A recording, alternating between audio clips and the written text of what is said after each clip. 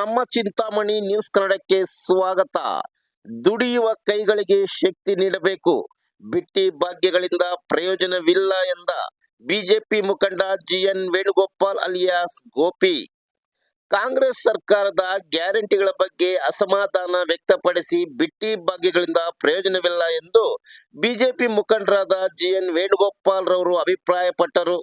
ಚಿಂತಾಮಣಿ ತಾಲೂಕಿನ ಕುರುಟಳ್ಳಿ ಗ್ರಾಮದ ಪ್ರಗತಿಪರ ರೈತರಾದ ಆರ್ ರಾಧಾಕೃಷ್ಣರ ಸಹೋದರರು ಜಾತ್ರಾ ಮಹೋತ್ಸವ ಅಂಗವಾಗಿ ಏರ್ಪಡಿಸಿದ್ದ ಔತಣಕೂಟಕ್ಕೆ ಆಗಮಿಸಿ ಸುದ್ದಿಗಾರರೊಂದಿಗೆ ಮಾತನಾಡಿದ ಅವರು, ಕಾಂಗ್ರೆಸ್ ಸರ್ಕಾರದ ಗ್ಯಾರಂಟಿಗಳು ಪ್ರಯೋಜನವಿಲ್ಲ ಎಂದರು.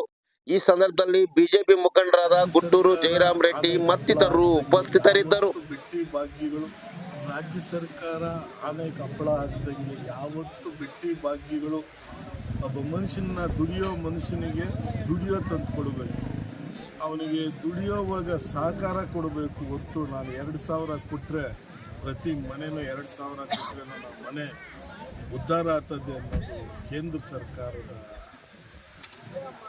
ನಿಲುವಲ್ಲ, ರಾಜ್ಯ ಸರ್ಕಾರದ ನಿಲುವಾಗಿದ್ದು ಅದರಿಂದ ಯಾವುದೇ ಒಂದು ಅಭಿವೃದ್ಧಿ ಒಂದು MLA ಗೆದ್ದು ನಾನು ನನ್ನ ತಾಲೂಕಿನ ಉನ್ನತ ಮಟ್ಟಕ್ಕೆ ತಗೊಂಡೋಗ್ಬೇಕು ಅಂತ ಬಂದಂಥ MLAಗಳು ಗೆದ್ದಿರೋರಂಥ ಕನಸು ನನಸಾಗಿದೆ. ಇವತ್ತಿಗೂ ₹1 ಅನುದಾನ ಇಲ್ಲ. ಅವರು MLA ಕ್ಷೇತ್ರದಲ್ಲಿ ಏನು ಕೆಲಸ ಮಾಡಬೇಕು ಅನ್ನೋದು ಗೊತ್ತಾಗ್ತಾ ಇಲ್ಲ.